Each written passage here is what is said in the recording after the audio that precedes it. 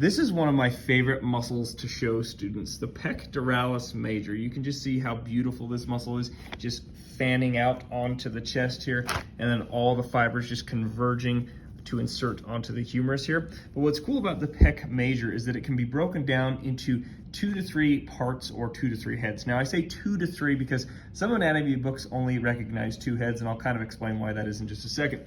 But the first head that we see here is the clavicular head because it comes off of the clavicle and again converges to go down on the humerus.